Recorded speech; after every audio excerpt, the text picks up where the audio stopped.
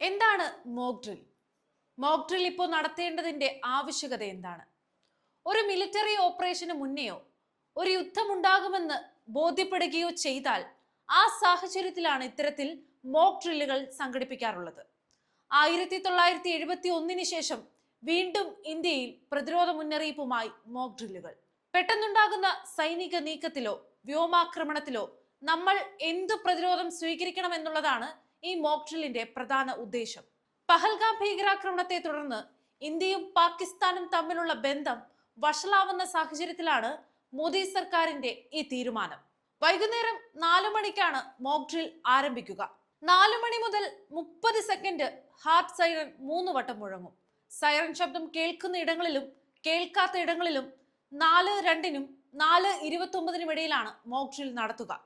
കേന്ദ്ര നിർദ്ദേശം അനുസരിച്ച് സൈറൻ ഇല്ലാത്ത ഇടങ്ങളിൽ ആരാധനാലയങ്ങളിലെ അനൗൺസ്മെന്റ് സംവിധാനങ്ങൾ ഉപയോഗിച്ച് പൊതുജനങ്ങൾക്ക് മുന്നറിയിപ്പ് നൽകാം.